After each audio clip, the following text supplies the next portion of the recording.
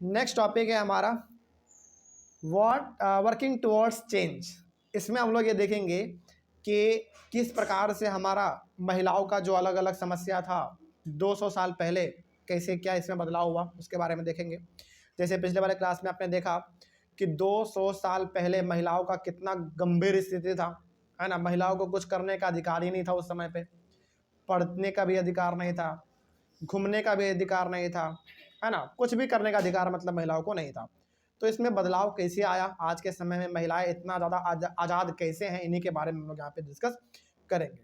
पहला पॉइंट कहा जा रहा है, from the early 19th century books, newspapers, magazines, leaflets and pamphlets were printed. देखो 19th सेंचुरी के शुरुआती दौर से, 19th सेंचुरी के शुरुआती दौर से मतलब 1810, 11, 12 इस प्रकार का आप कह सकते हैं। उस समय से लेकर अभी तक जो है ना, newspapers, books, magazines, leaflets, pamphlets, ये सब क्या हो रहे हैं, लगातार छप रहे हैं। मतलब कि हमारे पास बेसिकली अलग अलग किताब है पढ़ने के लिए, आज मैगजीन है, बहुत अलग अलग प्रकार की चीज़ें आज हमारे पास हैं पढ़ने के लिए। और इन सब का शुरुआत कब से हुआ, 19th सेंचुरी से हुआ। ठीक है, आगे। These were far cheaper and more accessible than the manuscripts। Manuscripts का मतलब समझते हैं क्या होता है? मैन्यूस्क्रिप्ट्स का मतलब होता है वो चीज़ जिसको कि हाथ से लिखा जाता है। ठीक है, जैसे आप अपने कॉपी पे लिखते हो सारा चीज़ यदि हाथ से, तो वो क्या कहलाएगा आपका, मैन्यूस्क्रिप्ट कहलाएगा। लेकिन जो आप प्रिंट आउट करा लेते हैं कोई चीज़, वो क्या मैन्यूस्क्रिप्ट कहलाएगा? नहीं, वो तो आपका प्रिंटेड मटेरियल कहलाएगा ना, क्योंकि आपने प्रिंट करवा लिया सिंपली। क्या आपने उसको हाथ से लिखा क्या? बिल्कुल नहीं। तो जो चीज़ हाथ से लिखते हैं उसको हम लोग कहते हैं मैन्यूस्क्रिप्ट्स। ठीक है, और जो चीज़ सीधा प्रिंट करवा लेते हैं मशीन से, उसको हम लोग कहते हैं प्रिंटेड मटेरियल या फिर प्रिंटेड सामान, जो भी आप कह लीजिए। ठीक है, तो अब जरा बताइए यहाँ पे ना, थोड़ा सा आप लॉजिकली समझ के बताइएगा। एक किताब है, थोड़ा इमेजिन कीजिए और बताइएगा सोच के, कि आपके पास एक किताब है जिस किताब को लिखने में आपको लग गया है 15 दिन। ठीक है, और वही किताब है जिसको प्रिंट करवाने में मात्र 15 मिनट लगा है। तो महंगा कौन होगा और सस्ता कौन होगा? फिर से बता रहे हैं, समझिए ध्यान से। ठीक है, एक आपके पास किताब है जिसको लिखने में आपको लगा है, आपने हाथ से लिखा, उसको लिखने में लगा 15 दिन आपको। ठीक है, और वही किताब को प्रिंट करवाने में मात्र 15 मिनट लगा। तो बताओ महंगा कौन होगा? मैन्यूस्क्रिप्ट महंगा होगा, जो आपने हाथ से लिखा। तो वही यहाँ पे कहा गया है कि पहले के ज़माने का जो हमारा लिखा हुआ चीज़ होता था हाथ से, वो महंगा होता था, लेकिन जो मशीन से छपते थे वो बहुत ही सस्ता होता था। ठीक है, तो जो हमारा प्रिंटेड मटेरियल था, प्रिंटेड बुक हो गया, मैगजीन हो गया, न्यूज़पेपर हो गया, जो भी आप बोल लीजिए, वो बहुत ही सस्ता हुआ करता था। और इतना सस्ता था कि हर आदमी उसका क्या कर सकता था, इस्तेमाल कर सकता था। क्या मैन्यूस्क्रिप्ट हर कोई इस्तेमाल कर पाता? नहीं, क्योंकि महंगा बहुत होता था, वो हर किसी के संभव का बात नहीं था। Now ordinary people could read and write and express their ideas in their own language। आज का बात करें तो आज हमारा प्रिंटिंग टेक्नोलॉजी बहुत बढ़ चुका है आगे। हर मार्केट में प्रिंटिंग का दुकान है, जो चाहे हम प्रिंट करवा सकते हैं, जो चाहे लिख के हम छपवा सकते हैं। तो कहने का मतलब आज के समय में आम आदमी के लिए भी पढ़ना लिखना, अपने विचार को फैलाना आसान हो गया है। और सबसे बड़ी बात, आज हमारे पास सोशल मीडिया है, फेसबुक है, ट्विटर है, इंस्टाग्राम है, व्हाट्सएप है, टेलीग्राम है, ये सब क्या है आपका, सोशल मीडिया है, ऐप है, जिसके थ्रू हम अपने विचारों को फैलाते हैं, मैसेज करते हैं। ठीक है, तो कहने का मतलब आज के समय में पढ़ना लिखना ये सब करना आसान हो गया है। All kinds of issues like social, political, economic and religious could now be debated and discussed by men and sometimes by women as well। आज के समय में चाहे कोई भी समस्या हो, चाहे वो समस्या हमारे सोसाइटी का हो, चाहे वो समस्या हमारे पॉलिटिक्स का हो, चाहे वो हमारे कंट्री का बात हो, या फिर हमारे धर्म का बात हो, यानी कि रिलीजन का बात हो, हर प्रकार के इश्यूज के ऊपर आज हम लोग क्या कर सकते हैं, डिबेट कर सकते हैं, यानी कि बात कर सकते हैं, डिस्कस कर सकते हैं। महिलाओं के साथ साथ मेन भी, यानी कि मेन के साथ साथ महिलाएं भी। तो आज हम लोग ये सब कर पा रहे हैं। तो क्यों कर पा रहे हैं? क्योंकि आज हम लोग ज़्यादा पढ़ लिख रहे हैं। यदि पढ़े लिखे नहीं होते तो क्या हमको आज पता भी होता कि क्या चीज़ कहाँ पे बोलना है? पता भी नहीं होता आपको। ठीक है, तो इतना ज़्यादा हम लोग आज तरक्की कर लिए हैं प्रिंटिंग में, पढ़ने लिखने के मामले में, कि आज हम लोग कहीं भी खड़े होकर 10 लाइन कुछ भी बोल सकते हैं। ठीक है, आगे। These debates and discussions were often initiated by Indian reformers and reform groups. और देखो, आज महिलाएं जो इतना ज़्यादा पढ़ पा रही हैं, महिलाएं इतना आगे बढ़ पा रही हैं, क्या शुरू से ऐसा था? नहीं, शुरू से ऐसा बिल्कुल भी महिलाओं के साथ नहीं था। पुरुष तो पढ़ लेते थे, यानी कि जितने भी मेल थे वो जो करना चाहते थे पहले कर लेते थे, लेकिन रोका किसको जाता था? महिलाओं को। तो हमारे पास कुछ ऐसे बड़े बड़े लोग आते हैं जो कि महिलाओं के हक के लिए लड़ते हैं कि नहीं भाई महिलाओं को भी बराबर अधिकार मिलना चाहिए। तो उसको हम लोग क्या बोलते हैं? रिफॉर्मर बोलते हैं। रिफॉर्मर का मतलब होता है वैसा आदमी जो कि समाज को सुधारने का काम करता है। तो महिलाओं के लिए काम बहुत सारे अलग अलग प्रकार के रिफॉर्मर ने किया। महिलाओं के अधिकार के बारे में उन्होंने बात किया और महिलाओं को भी वो सब अधिकार उन्होंने दिलवाया जो कि एक पुरुष को अधिकार होता है।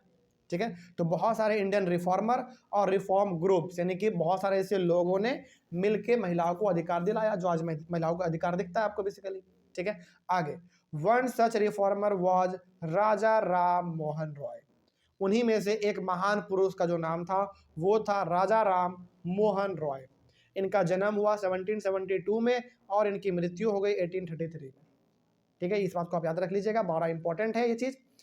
तो महिलाओं को जो बहुत बड़ा अधिकार दिलाने का सबसे बड़ा श्रेय, यानी कि सबसे बड़ा क्रेडिट किसी को जाता है तो जाता आपका राजा राम मोहन रॉय को। सोचो, ये खुद एक मेल थे लेकिन काम किसके लिए किया इन्होंने?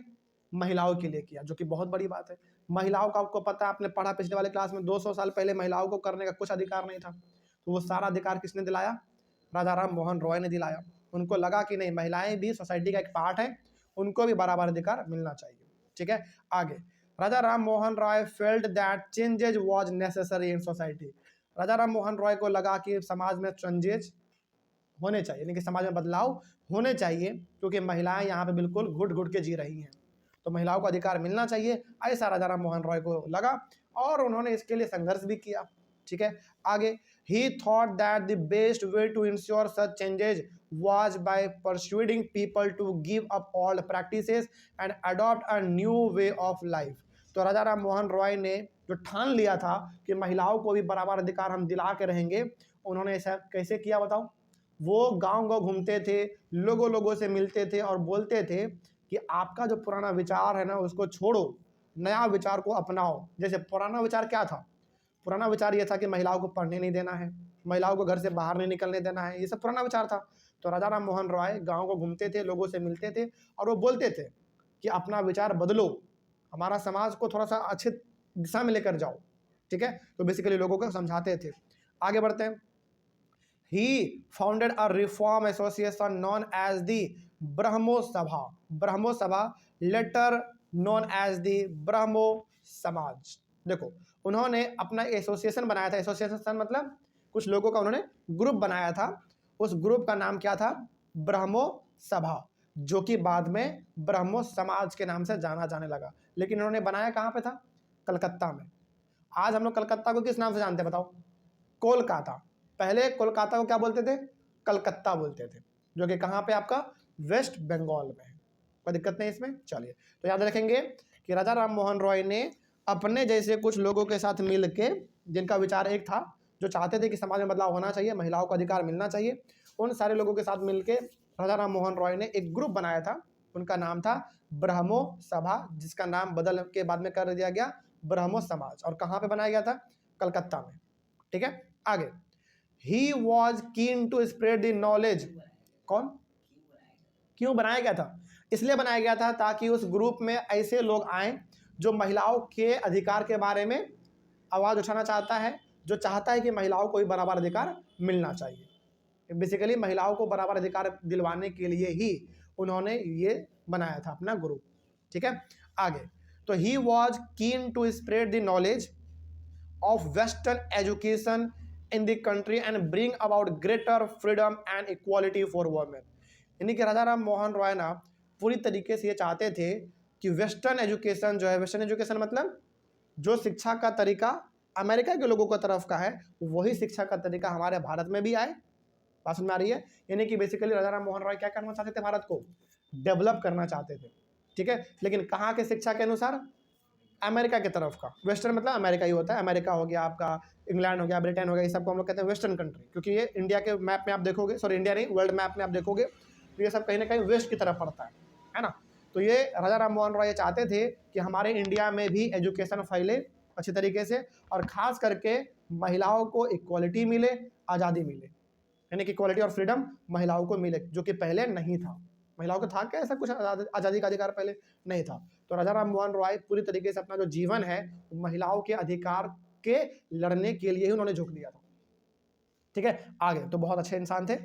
He wrote about the way women were forced to bear the burden of domestic work, और बाद में इन्होंने महिलाओं के ऊपर लिखा भी था कि किस तरीके से महिलाओं को बर्डन दिया जाता है घर के कामों को करने के लिए। ठीक है, confined to the home and to the kitchen, किस तरीके से महिलाओं को घर के चार दीवारी और किचन में ही समेट के रख दिया जाता है, उनका जीवन पूरी तरीके से वहीं पे बीत जाता है, खत्म हो जाता है। इसके बारे में भी उन्होंने लिखा था। And not allowed to move out and become educated, और राजा राम मोहन रॉय ने महिलाओं के बारे में यह भी लिखा था कि किस तरीके से महिलाओं को घर से बाहर निकलने नहीं दिया जा रहा है और उनको पढ़ने भी नहीं दिया जा रहा है। तो बेसिकली राजा राम मोहन रॉय ने महिलाओं के उन तमाम प्रकार के समस्याओं के बारे में लिखा था जो महिलाओं को फेस करना पड़ता है। तो एक तरीके से आप यहाँ पे ये भी कह सकते हैं कि महिलाओं का जीवन सुधारने के लिए राजा राम मोहन रॉय ने पूरी तरीके से सोच लिया था। ठीक है, कोई दिक्कत नहीं इसमें। चलो अगला टॉपिक हम लोग डिस्कस करेंगे, changing the lives of widows, यानी कि वो महिलाएं जो विधवा हो चुकी हैं, जिनके हस्बैंड डेथ कर गए हैं, उनका लाइफ किस तरीके से चेंज हुआ, ये हम लोग अपने अगले वाले क्लास में डिस्कस करेंगे। कोई दिक्कत नहीं इसमें। चलिए मिलते हैं हम लोग अपने नेक्स्ट क्लास में। Thank you very much and have a nice day.